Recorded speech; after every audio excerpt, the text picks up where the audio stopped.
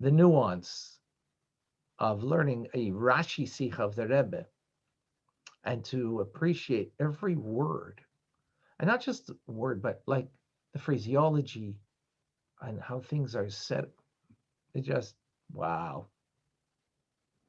So this is called, this is Torah learning on 2.0. You know, the Torah studies on last night was Simcha, the Torah studies with me is 1.0. It's the first, it's the ground level. We're bringing up a level. Okay, that's what we're doing. So I'm going to share with you the screen um, from this week's Parsha. Again, some of it you've dealt with, but we're going to go into into the teachings that you didn't hear yet, into the Rashi.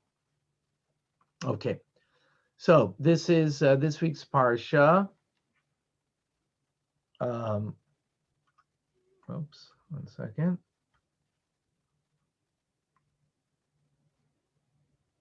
Hold on. My apologies. Okay, here we go. Okay, so I'm going to read in the Hebrew, then in the English, for those who can follow in the Hebrew. Kisikne Eved Ivri. Should you buy a Hebrew slave? Sheish Shanim Yavod, for 6 years, he shall work. Uvashvius Yetze, and the 7th year, Yetze L'chavshi, she'll go out, V'chinam, without charge. That's the verse. The second verse of this week's Parsha. Chapter 21, verse 2. Rashi, which remember Rashi only explains something that is a challenge, a difficulty, right? So Rashi says, I'm just going to read in the English, it'd be easier. First of all, he quotes from the verse, the words, Ki sikne eved ivri, should you buy a Hebrew slave, right? Those are the words he quotes from the verse, and which means the fact that he quotes this is the difficulty that he has, that he's coming to explain. So this means, Rashi says, a servant who is a Hebrew. Or, and now he's bringing up the question that maybe it means something else. Not a Hebrew slave, but it means perhaps this not so. But it means a servant of a Hebrew, meaning one who has been the servant of a Hebrew, meaning a Canaanite servant whom was bought from a Hebrew. So it's not speaking about a Hebrew slave, it's speaking about a Canaanite slave that was purchased from a Jew, or, by the way, we are Hebrew because that's the term. We weren't called Jews because Jews come from Judah, Yehuda, and that was only later on in the land of Israel, right? So the word Hebrew, right? And that's Eved Ivri, right? Ivri meaning Hebrew. So really it's speaking about that the owner is a Hebrew, is a Hebrew, and he bought the Canaanite slave from a Hebrew. Maybe that's what the verse is saying. Okay. So should your brother, a Hebrew man, be sold to you, he shall serve you for 6 years. And therefore, it means that should your brother, meaning a Jew, selling to a Jew, a Canaanite slave, he has to serve for 6 years, right? And if you ask, how then will I explain the commandment? But then you're going to ask, maybe, how am I going to explain the commandment? And you shall leave them, the Canaanite servant, as an inheritance for your children, and they shall serve you forever. But then later on in Vayikra, in Leviticus, the verse says there about a Canaanite servant that he's an inheritance and serves you forever, not for 6 years. So then you might ask that question. So therefore, our verse can't speak about a Canaanite slave. Is that clear? Then I reply, so I can answer this, Rashi says, that this refers to the case of a Canaanite servant who has been bought from a non-Jew. In other words, when is a Canaanite servant a servant forever? Only when he's bought from a non-Jew, right? But if such a servant had been bought from an Israelite, he shall go free at the end of 6 years. But if he's bought from an Israelite, this Canaanite servant, then he will go out after 6 years. Why? Because that's what our verse says. That's in reference to our verse over here. This explanation that our text refers to a Canaanite servant will not hold, but he says, no, it's not the truth. After all of this arguing, right? Rashi says, no, this is not the truth. It doesn't hold. Why? Because this verse, the Torah states later on in Deuteronomy, in Devarim, should your brother, a Hebrew man, be sold, he shall serve you 6 years. The Torah says, as it were, by using the two terms, achicha, your brother, ha'ivri, a Hebrew, I tell you this, that the servant shall go free in the 7th year only with regard to your brother. So only your brother can go out after 6 years, meaning a Jew. A non-Jew? No. So the distinction you want to make whether you bought the Canaanite servant from a Jew or a non-Jew is not true. Whoever you bought it from, he's your servant as an inheritance, but the Jewish servant that you bought is only for 6 years. So our verse is only speaking about a Hebrew slave. That's what Rashi says. Now that itself was difficult, but we're going to ask questions on this. Should I repeat it? Yeah? To make it clearer? Yes, please. Sure, with pleasure. So let's go back. I'll show you back on the verse. Okay. Not so simple. I'm being very frank and honest with you. This is not so simple. It takes a little, Okay, so Rashi's coming to explain the words kisikna eved ivri. When you buy a Hebrew slave. Now, does the Hebrew slave mean, he's asking, is the Hebrew slave mean that the slave is a Hebrew, or that the one who's purchasing is a Hebrew? And maybe what he's purchasing is a non-Jewish slave. So he says, later on in Leviticus, it says there about a non-Jewish slave is not for 6 years, like our verse. So he says, well, maybe I can make a distinction, because that verse is only speaking when I bought it from a non-Jew. But when you buy from a Jew, a Canaanite non-Jewish slave, then he goes out at 6 years.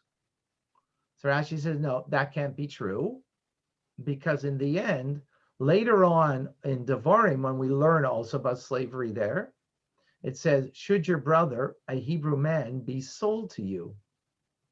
So the term your brother and Hebrew are coming together. In other words, together with selling.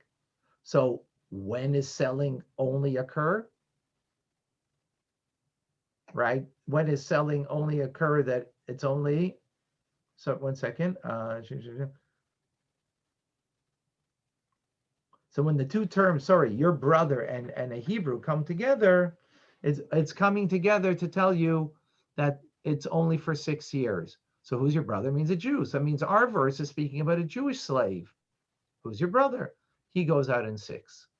That's what Rashi says. Okay? The Rebbe is troubled by a few things in Rashi, which now we're going to go into to make it more difficult. The first thing that the Rebbe is troubled in here is, if Rashi is only coming to explain the words, remember, what is Rashi's problem? Your a Hebrew slave, right? The word eved ivri. Well, if that's your problem, why are you quoting from the verse, should you buy? See over here, should you buy? Why is he quoting that? Should you buy? He's not explaining that. He's only explaining the words. What do these words mean? Eved ivri, Hebrew slave.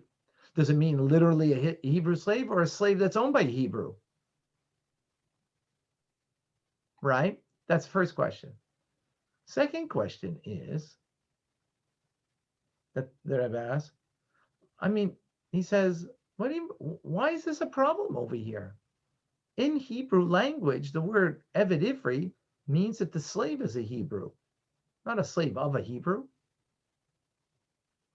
What's the issue here? For sure, it's talking about the slave is a Hebrew rather than the slave is owned by a Hebrew. The word Eved Ivri means a Hebrew slave. Simple meaning of the verse. Well, why does Rashi want to take that word, those two words, and make it sound like it means something else? A slave of a Hebrew. Furthermore, in his argument to prove that in the end it is a Hebrew slave rather than a slave that's owned by a Hebrew, he goes into the book of Deuteronomy and proves over from there that verse. Well, the principle in Rashi is the only time you explain something is when on that verse you have a problem. But in that verse, the verse of our Torah portion, when you will purchase a Hebrew slave, there's no problem there. There's no issue there. Only later on, when you get to the book of Deuteronomy, there's a question. So then explain it over there. Why are you explaining it over here? Those are Rashi's problems. The Rebbe says. So is that clear for everybody? Can I get any thumbs up? All right. David? Yeah? All right. Oh, wow. I'm okay. Impressed. Wow. Thank you. Exciting me. My thumb was up and down. It's clear and it's not clear. So let me give more clarity. Let me repeat again. Okay. Thank you for your honesty, Abigail. Appreciate it. So the questions are like this. Let's Rashi's problem is, by the way, if you have a Chumash and you want to follow in a Chumash, I mean, some of you can't, but I see Israel went and got a Chumash, smart guy. Then it makes it easier, when you do that. Absolutely, you have it in front of you. It's a very second verse of the Parsha. Now, some of you are busy doing other things. And by the way, I appreciate it immensely. You're doing other things and still learning and preparing for Shabbos. This is like, wow, amazing. Like I'm better than classical music. Look at that.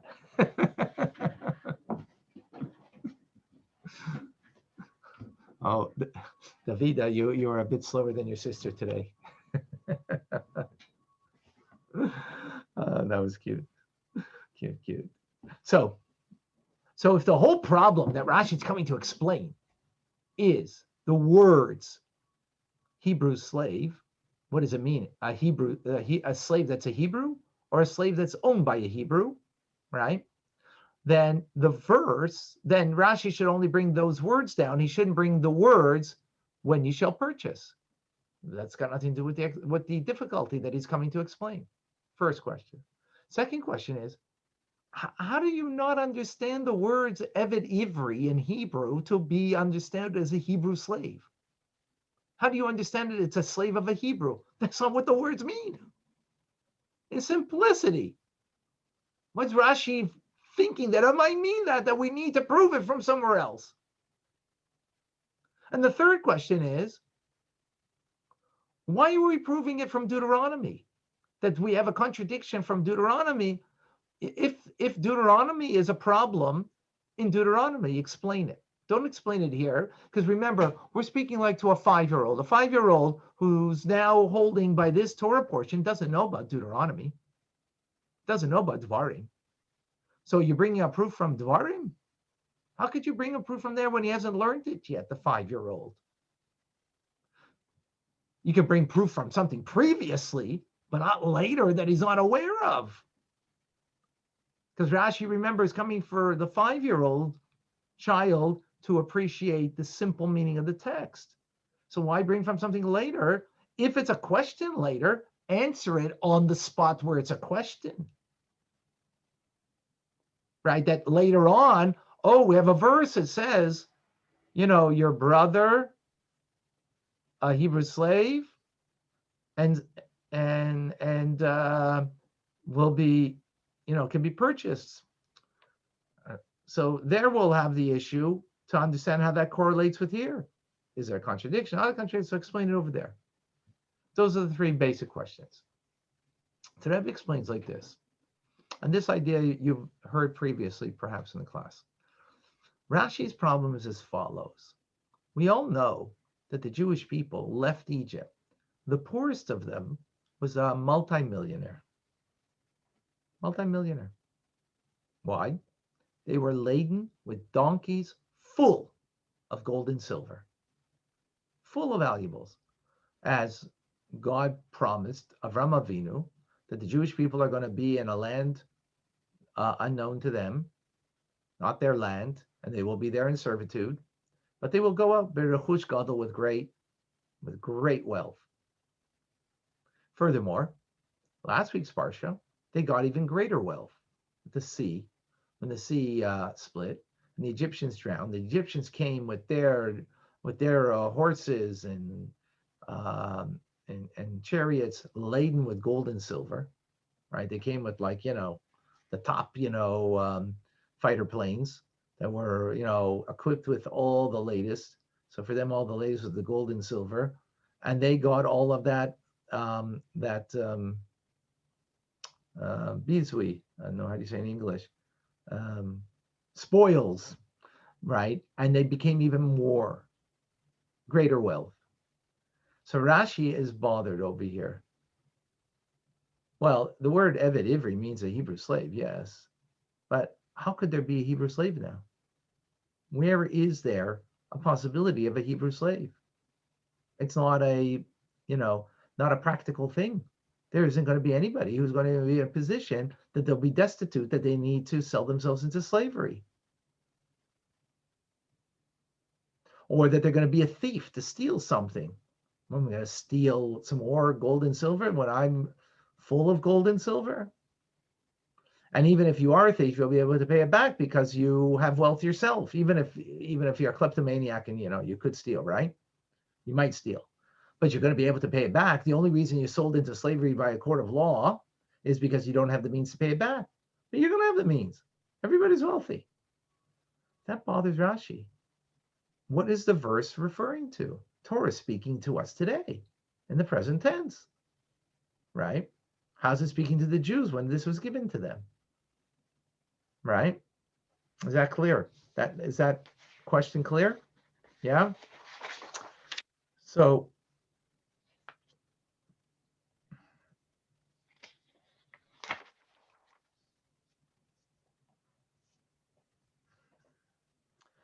that brings now Rashi to say like this. So follow the way he reads. He says, this means a servant of a Hebrew, who is a Hebrew, which is a simple meaning. But hey, if that's a simple meaning, then we got a problem. How is this a current law to be applied? Therefore, he says, or perhaps this is not so. Even though this is a simple meaning, maybe this is not so. Maybe it's a servant that belongs to a Hebrew. Because otherwise, how do we make sense with the fact that just in last week's parsha, they got the spoils of the sea, and the parsha before that, they got the great wealth that went out of Egypt. And maybe it's only speaking about a Canaanite slave, which that they were laden with slaves of the Canaanites who came with them. Or no, I mean, not slaves of the Canaanites, but sorry, of from Egypt, the people that wanted to come. But here also Rashi then has a problem. Oh, this is be a Canaanite slave? So then this arouses another problem. And this is something that we know previously. Remember the 5-year-old we're talking about over here? You know what I consider myself compared to Rashi's 5-year-old? Maybe 2 years old. Maybe I'm 2 years old compared to the Rashi 5-year-old. Because the Rashi 5-year-old didn't forget a thing that he learned earlier. And I forgot a thing or two or more. And what was learned earlier? Who had a slave, by the way? Can anybody tell me previously in the book of Bereshis, who had a slave? Who owned the slave? Who came to do the bidding of this person? And he said, Eved Avram Anechi. I am the servant of Abraham. Who was that? Eliezer. When he came, Eliezer. Eliezer, right? Thank you, Batya. Eliezer, right? He came to make the shidduch for Yitzchak and Rivka, right? And what does he say? Eved Avram Anechi. I'm the servant. I'm the servant of Avram. So the 5-year-old's going to think, hey, he was his servant for decades. He was a servant for decades. If he's and he was a Canaanite. If he's a Canaanite servant, and our verse is speaking about a Canaanite servant has to be released at 6 years, how did Avram not abide by that law? As we know, as the Talmud tells us, that the forefathers. He didn't want to leave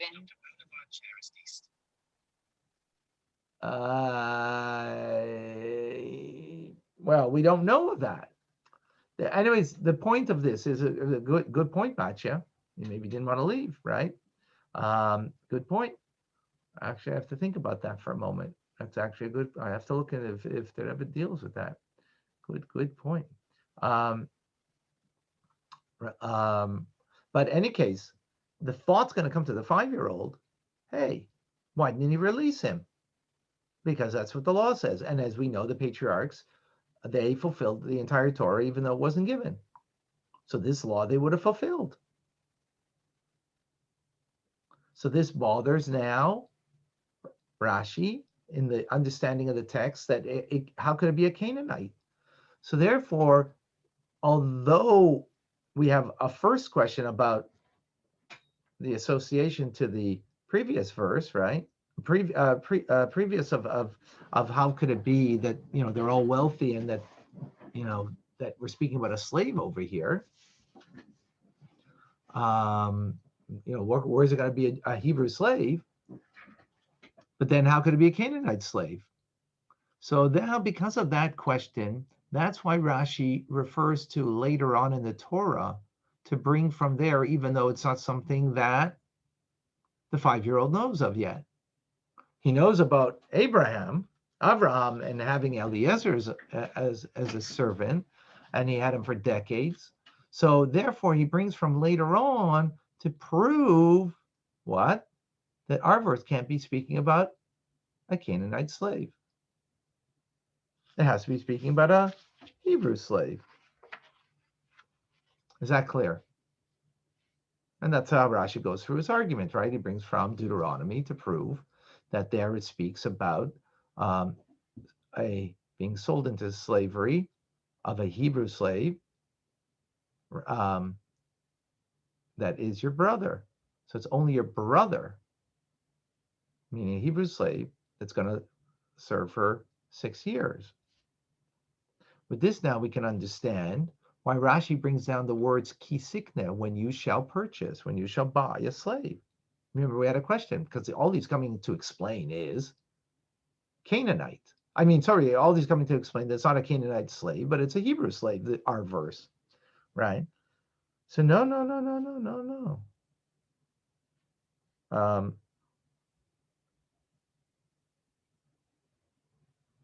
Because the word kisikne means when you shall. What does that mean? Future tense, not present tense. That's part of the explanation. When you shall purchase, what a Hebrew slave is only in the future, because right now there's no Hebrew slaves that are going to be purchased because none of them are poor, that they need to have a master to take care of them, or that they were sold into slavery because they stole and didn't have the means to pay back. They were all wealthy, so they had the means to pay back. So therefore, our verse, to prove further the point that this is speaking about a Hebrew slave, is with the words, when you shall purchase, which is future tense. Because in the present tense, this was not stated, not effective, right? Is that clear? So now we seemingly have everything clear, except that Rebbe goes further.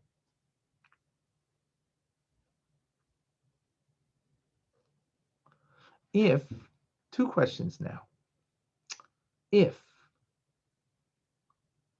a Hebrew slave at that time was going to be uncommon, right?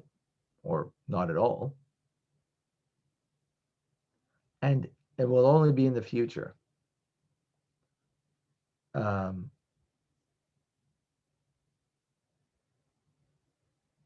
Why would this be the first mitzvah that the Torah is telling us from in this week's parsha, which is detailing what we got at Mount Sinai? Detail something that is common, not something that's uncommon. To start with, okay, you're going to have it in the parsha, but furthermore, there's another problem over here.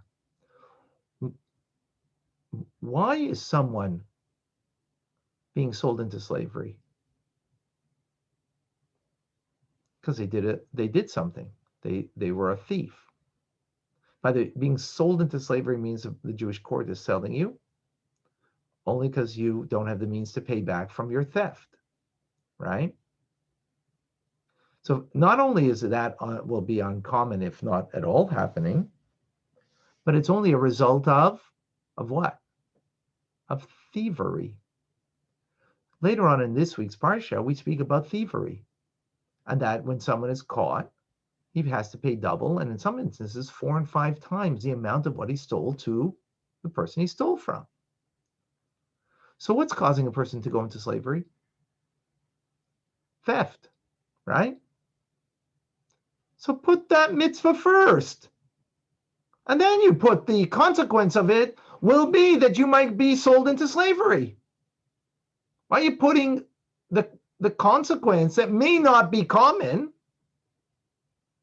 before what's causing the person to become a slave? Put first the mitzvahs of theft, which is going to be more common. And not only is it more common, but it is what will result in a person that they might go into slavery. So it doesn't make the juxtaposition doesn't make sense. First, you're telling us about slave. Tell us what caused the person to become a slave. That makes sense. Then you tell me about a slave. Is that clear? And the Rebbe is bothered over here.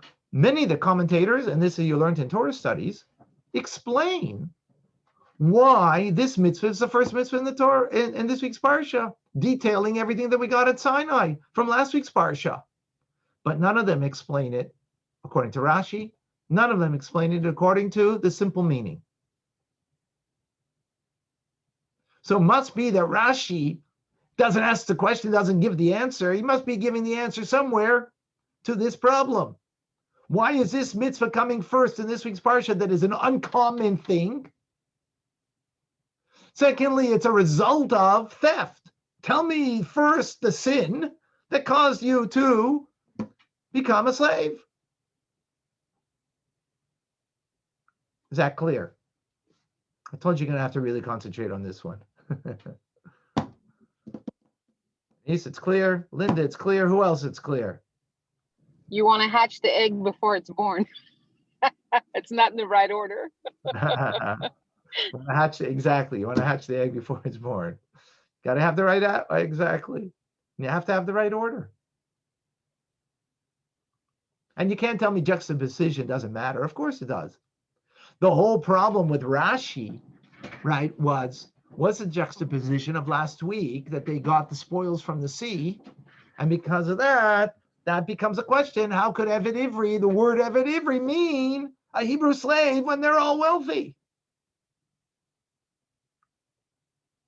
So the Rebbe says Rashi actually does explain it. Where does he explain it?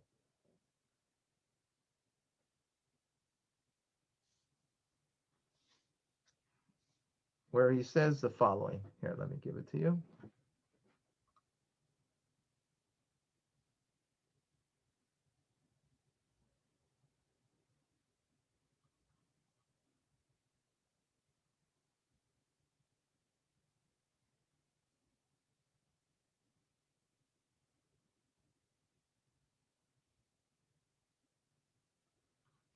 Second.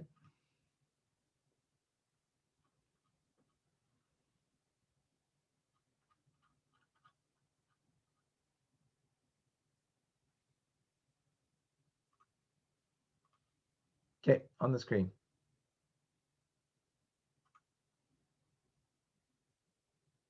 Okay, so Rashi brings, why was the ear chosen? Oh, I'm sorry. Before I forget, let me give the background. So 6 years is only as what you get freed, right?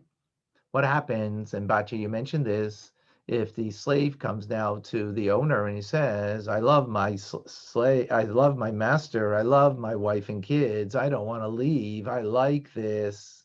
So you have to take him to the door and you have to put an earring in his ear. Why do you have to put an earring in his ear? Because the ear that heard at Sinai not to steal went ahead and stole. The ear that heard at Sinai that you are to be my servant and not a servant of a servant went and got themselves a master. Right? Went and got themselves a master. So they get a pierced ear. Right? I'm sure we're familiar with that. Let's look at now Rashi as he explains that. So looking on the screen over here, why was the ear chosen to be pierced rather than any other body organ? Rabbi Yochanan ben Zakkai said, the ear that heard on Mount Sinai, you shall not steal, and went, and yet he went and stole. Let it be pierced. Or the case of he who sold himself into slavery, the ear that heard on Mount Sinai, for the children of Israel are servants to me, and yet he went and acquired a master for himself, let it be pierced.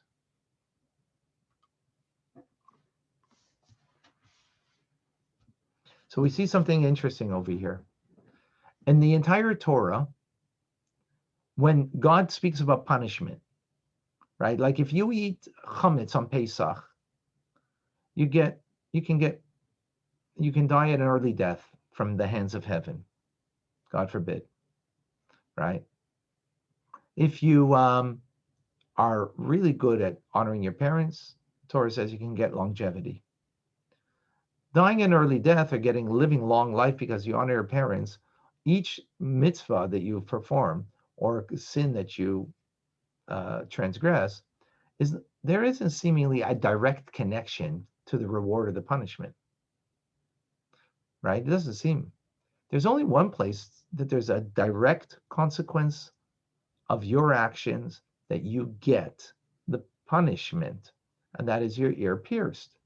Because your ear heard at Sinai not to be a thief, and you became a thief. Your ear heard in Sinai that you should only have God as your master, and you went because of you were destitute to get yourself another master.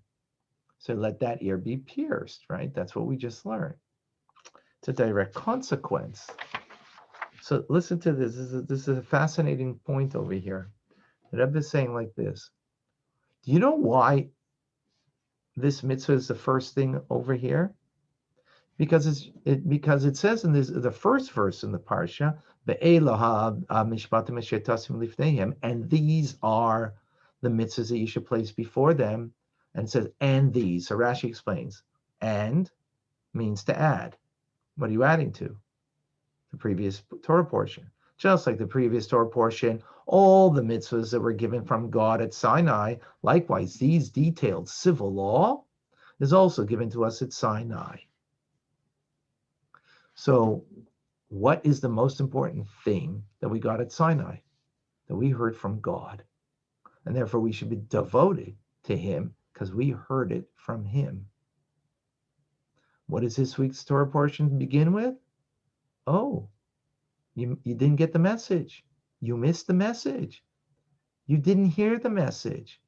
The reason why the slave gets sold, not because he was a thief. The thief was because he didn't hear the message. God spoke. He told you something. He told you don't be a thief. You didn't get the message. Because of that, you're sold into slavery. Not getting the message. That's why it's the first mitzvah of the parsha, to tell us that we got a message from God. Heed the message, and if you don't, then there's a consequence to not heeding the message. Here it's a direct consequence that you get. That's something that's punishing.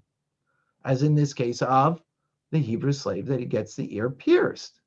That is the why the Torah begins with this, to emphasize the importance of heeding God's message. Go ahead, Israel. Does it have anything to do with Bina in terms of like the second time, so that now it transcends and then we're in understanding, and that's why the ear. Oh, very good. I don't know. No, I don't no, know. actually, very good. Actually, very good. Yeah, actually, that's a very interesting point that you just made. Beautiful, actually. Yeah, Bina is understanding. Understanding is the ear, right? That it filters in and it comes in. And what's interesting, wow, beautiful, actually. Listen to the connection. Last week's Parsha was we saw the word of God, right? At Sinai, what does it say? We didn't hear, we saw. We saw which is normally heard, and then, right? That's what it says. This week's parsha is Mishpatim. Why is it Mishpatim? Those are the laws of judgment. What does it mean, laws of judgment? Meaning rational laws. That we need to hear Bina. Last week is Chachma, and now we're bringing it into Bina. Chachma is the general principles, and that's why we got 10 commandments. And now that general 10 become detailed in the 613. What's the first thing? Wow, beautiful. Thank you, Israel. Beautiful thought. And so what is this? So what is the first thing we need to hear? Hear that we're a servant of Hashem. That should take us through and through, right? And when that will be, then we won't steal.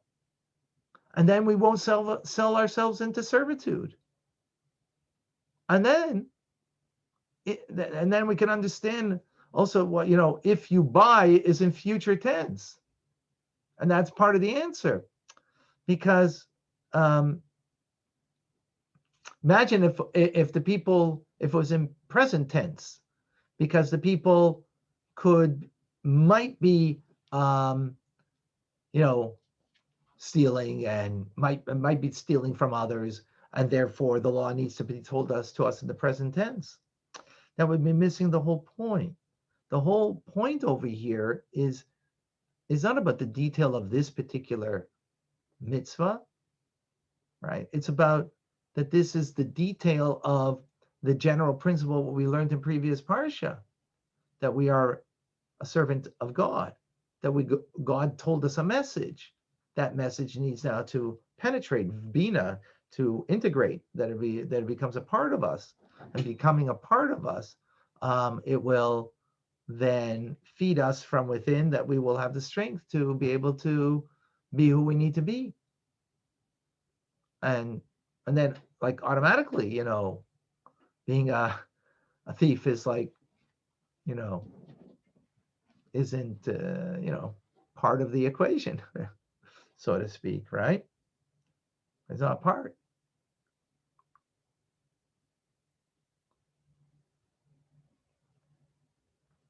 Amazing. So what do we have over here? Let's just recap quickly the idea. Ki sikne eved ivri, when you will purchase, future tense, a Hebrew slave. How could it be a Hebrew slave? They're all wealthy. Maybe it's a Canaanite slave. Yeah, but if it's a Canaanite slave, then how come Avram had a Canaanite slave? Oh, we'll make the question even stronger. Later on in Deuteronomy, we see clearly that this can't be speaking about Canaanite slaves, so we're left to be a Hebrew slave, right? Okay, so we got that figured out. It's a Hebrew slave. Hey, why would this be here first? It's so uncommon. Not only it's uncommon, it's only a result of thievery. Put thievery first, and then put about being a slave. Says, no, that's not the message over here. The message over here is not about being a thief. This is a continuation from last week's parsha. Chachma last week, Bina this week. We saw last week, we're understanding this week. We're bringing it into details over here. What's the what was the message last week? God made us his nation. He made us we are here to serve him. Now let that penetrate. and know the consequence that if your ear doesn't hear the message that you heard at Sinai, there's going to be a direct consequence. You get an ear pierced in this instance, but it means a direct consequence that you need to know from the message of not hearing. Listen to the message, right? That we are here to be a servant of God and not to be self-serving through theft and or trying to find another master to make life, easy for me so I don't have to struggle with my challenges. Now, the amazing thing is Torah allows all of this, right? Allows all of this, but get through it, because ultimately this is not where you're supposed to be at. You're here to serve. And that's why this mitzvah of an Eved Ivri is, what we're all here about, to be a servant of Hashem. Listen to the message on a deeper level. In Chassidus, we just explained simple meaning of Rashi now. Simple, plain. Simple is not so simple. It's very complicated to get there, right? But the Rebbe now gives the Chassidus in this, and the deeper, so he explains there are three types of servants, slaves: Canaanite, non-Jew, Hebrew man's slave, and Hebrew woman's slave. So the Canaanite slave is someone is like, it's like this, like the servant who is forced to serve and doesn't want to serve. That's the non-Jewish servant. Forced, ball and chain. The Hebrew slave is the one that is working on themselves to serve with their animal soul, to affect their animal soul. That's the man slave. The Hebrew man slave is someone who is, one second, let me make sure I got this clear over here.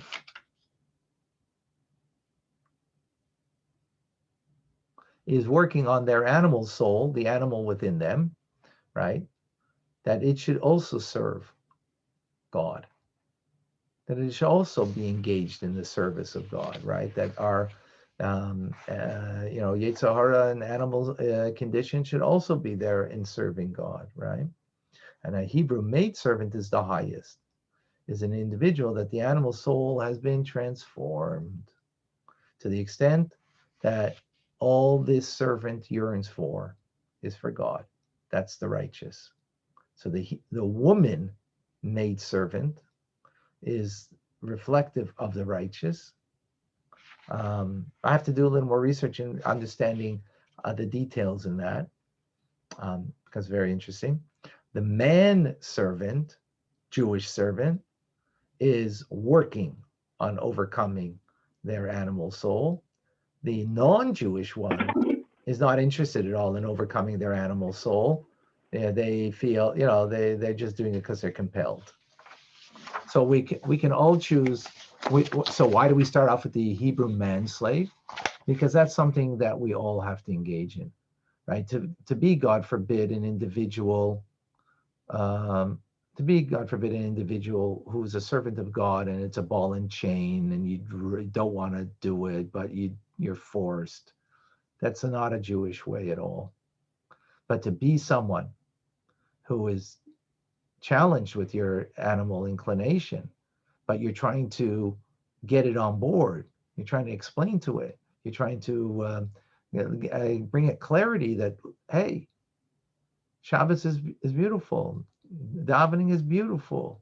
I know you'd rather just be, enjoying a pleasurable moment, but you know what? This is even more pleasurable. You'll get used to it. You'll see how pleasurable it is. Learning Torah is even more pleasurable than watching Netflix, and so on and so forth, right? That's what the Torah portion begins with, because that's where we're at, to be able to transform that. Righteous we're not. That's the woman, the handsmaid, the woman. That's already the righteous. That's this week's Torah portion, or at least the first verse, second verse. Any questions? Any comments? Powerful stuff. Got it? All right. Power to everybody here. Amazing. I'm very moved by the dedication. very moved by your dedication and kites. It's amazing. Keep it up. Yeah, for me, it's like I totally thrive on it. So it's like but you're listening to me. I mean, I'm it's harder to listen than to talk. All right, everybody, wishing everybody a wonderful, good Shabbos. Thank you very much to Leslie, to David, you. to Israel, to Tim, to Abigail, to Bachi and David, to Rabbi Good Shabbos. to Shabbos, to Katie, to Hi, Lisa, how are you? and Good Shabbos. Shabbos, good Shabbos. God bless you all. Thank you. Be well.